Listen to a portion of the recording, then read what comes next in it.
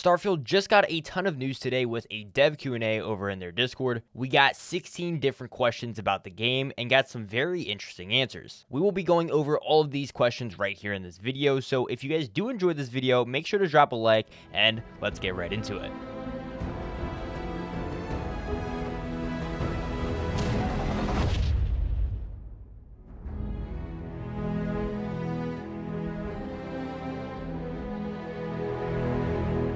The two devs that answered all of the questions are the lead designer Emil and lead quest designer Will. The first question is, can we buy houses or property in main cities? Will responds with, yep, there's housing in different cities that the player can get. Some you have to purchase and some are rewards for specific quests. Emil responds with, sure can. You can purchase a dwelling in all of the major cities in the game, and there's at least one that you can get specifically for completing, well, something. Adding in some mystery in there, I like it. So this does confirm maybe you can get some sort of apartment in a high rise in one of the cities, or just, a regular townhouse from either a quest line or just outright purchasing it with whatever the currency is in the game. The second question asks, if we get the kid stuff trait, will our parents be generated based on our character's look, or are there standard parents put in place? What benefits might there be? Will responds with, our programmers on our new face tech were excited to make a function that could try to match your custom face and then create two new parents. So they are based on what your character looks like, although the specific math involved is a bit beyond me. We had similar tech in our previous games. Emil responds with, yes, totally, just as we did in Fallout 3 with your dad and in Fallout 4 with your son. In Starfield, if you take the kid stuff trait, your parents are based off of you. No spoilers, but I think the fans will really appreciate the actors we got to play in those roles. And they just get so into it. It's awesome. Oh, and yeah, you can get stuff. This man, Emil, really likes to put some pizzazz at the end of his comments, but it is good to see that your parents are actually going to be based off of what your character actually looks like. For question 3, it states, for those of us who have never played a Bethesda game studio game and will be starting with Starfield,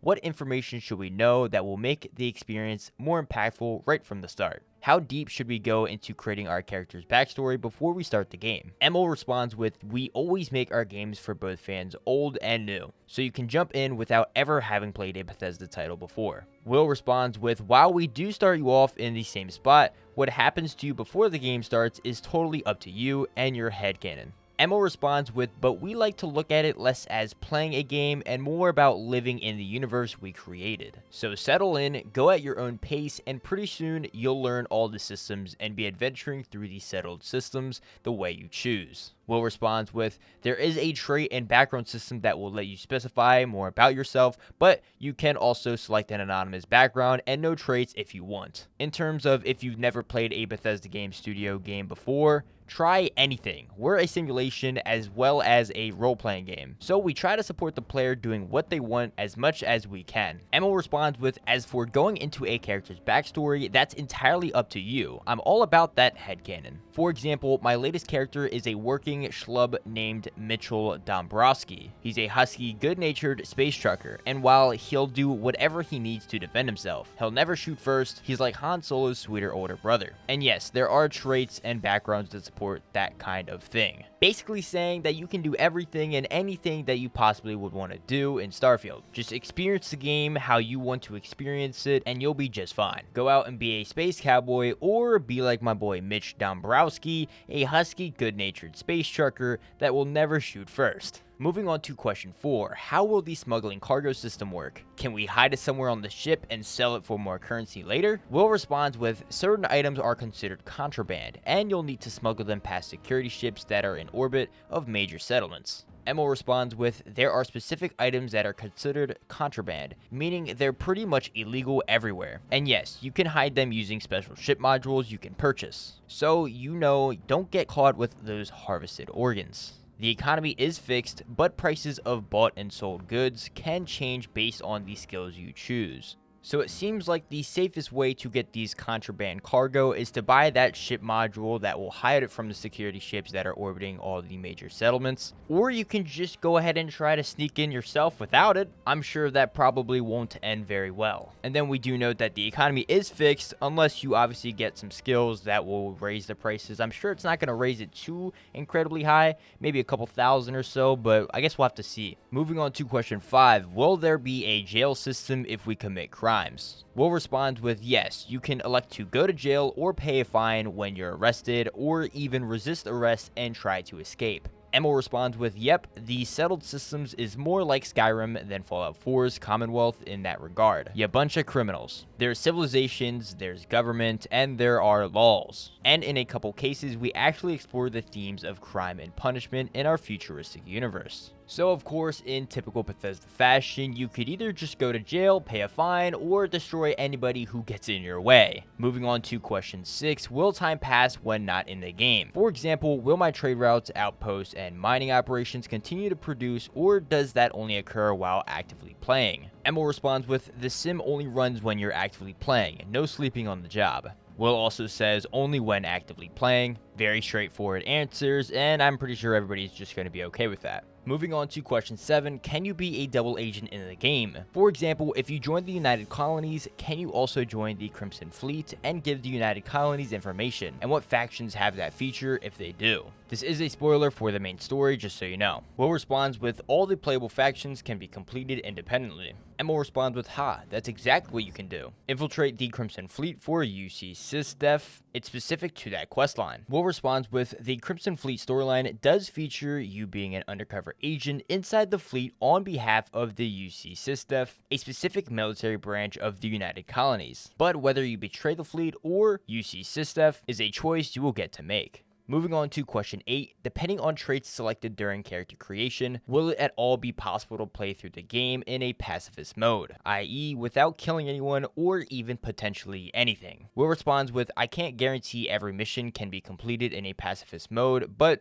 we do have a couple of systems that will help. Emil says, so we talked about this very early on during pre-production, whether or not we would fully support a non-lethal playthrough. We realized that for various reasons that wasn't totally feasible. Will says, one system is our speech challenge game where you can persuade someone to do something like not fight you. Emil also says, now that being said, there are some good non-lethal options whether you like dialogue or by using a non-lethal weapon. Those can be used in certain situations, honestly a lot of situations, though I couldn't comfortably say you can complete the entire game without killing whatsoever. The settled systems is mostly civilized, but it can be a dangerous place if you're going off the beaten path, and you're absolutely going off the beaten path. So there is no pacifist mode where you're not going to be killing anybody. You'll at least have to kill some people or some things that will be getting in your way, but I'm sure that doesn't affect many of you out there. Moving on to question 9, what are the beliefs and basic history of the religions we can join? Sanctum Universum,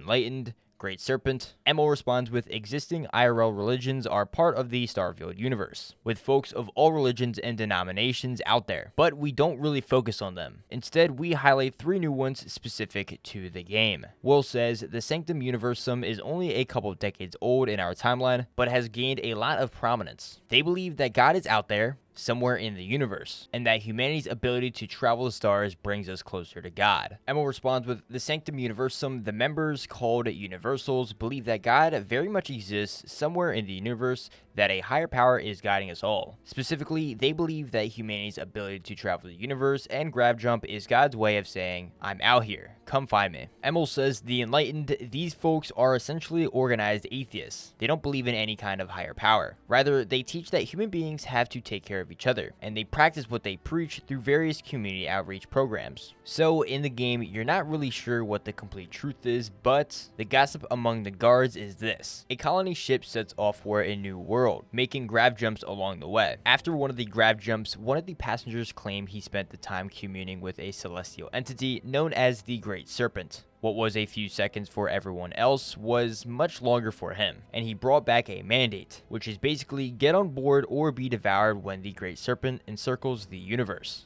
Is it true? I ain't saying. So in the game, you sometimes face off House Varan's Zealots as an enemy group, and that's their motivation. So that's a lot of information about their religions and stuff, but honestly, my take is I'm not going with this Great Serpent story for my boy that's doing the grab jump. I'm sorry, I don't think I'm gonna go for it, but hey, y'all do you. Moving on to question 10, how many companions total will we be able to recruit? Will says there are over 20 named characters who can join your crew. Emil also says over 20 total, and we really focus on the members of Constellation. Will says 4 of them are from Constellation and have the most story and interaction with the player, but all the named characters have their own backstories and can follow you around and carry your stuff. Emil says when we first began Starfield's pre-production, we looked back at our previous games and realized how popular and effective the companions were. So they were a big priority for us, and we really wanted to tie them directly into the main story. There are some really big moments with them specifically. I should also mention that our companion voice cast is amazing. We haven't released a list yet, but you can be sure that there are a lot of talented actors bringing those characters to life. Same for Constellation in general. Over 20 companions for your crew is a very solid number. I mean, I'll take that. And you can go ahead and give them some of your equipment in case you get full on storage, which is very nice. Moving on to question 11, when we assign crew members to work at Outpost, do we have to pay them salaries? Emil says you just pay them once. We actually experimented with paying them regular salaries, but ultimately decided to just have one cost up front. Will says, yep, one-time payment, in parentheses that you can use the speech challenge game to negotiate over. Some traits also affect the cost. Emil elaborates, there's a lot to do in Starfield, and we wanted to minimize what the player had to constantly keep track of. And this makes sense, one upfront cost for a companion at your outpost instead of having to always have money in your account to then pay salaries for all these companions that you might have. Moving on to question 12, will our companions be able to level up their perks? Will their perks stack with others? Will says all crew start with a set of skills at specific ranks. So you might meet a character that's especially good at rifles and you hire them to watch your back. Or you might meet an astrodynamics expert that will increase your grab jump range when assigned to your ship.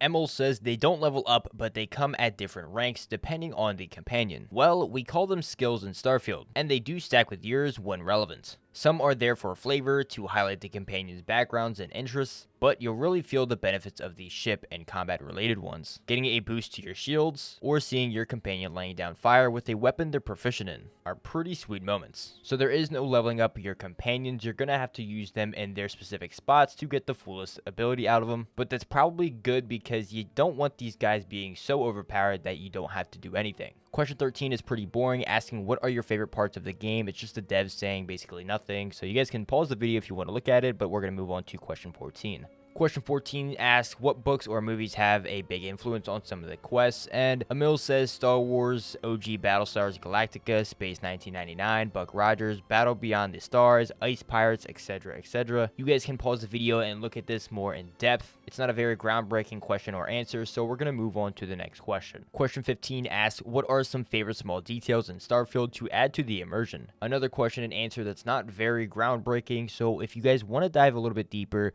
you can pause the video, but they talk about, the living quarters, a lot of buttons in the game, some sandwiches, all that kind of stuff. But we're going to move on to the very last question. Moving on to question 16, it asks, what is the history of the mechs? Emil responds, so we showed this a bit in one of the animated shorts. The mechs are leftovers from the Colony Wars. In parentheses, note it's Colony War and not Colony Wars, singular. Both sides, United Colonies and the Freestar Collective, had mechs, but the Freestar Collective really mastered them. The United Colonies had mechs too, but they also relied on the controlled alien beasts from their Xenowarfare division. Both of those were outlawed with the armistice that ended the Colony War. I'm not saying there's an old mech battleground in the game, I'm typing it. Emil also tells us that we cannot actually use these mechs. And that is all the questions we got. I'm glad they ended on a slightly better question than the past couple, like 3 or so, but it's awesome that we will be able to see this old mech battleground in the game. Like he said, he's not saying it, he's typing it. Hopefully you guys enjoyed the video and learned something new about Starfield. If you guys enjoyed the video, drop me a like or maybe even subscribe. We'll be posting a lot more about Starfield once the game comes out. And yeah, boys, as always, it's schlayerr, and I'm out. Peace.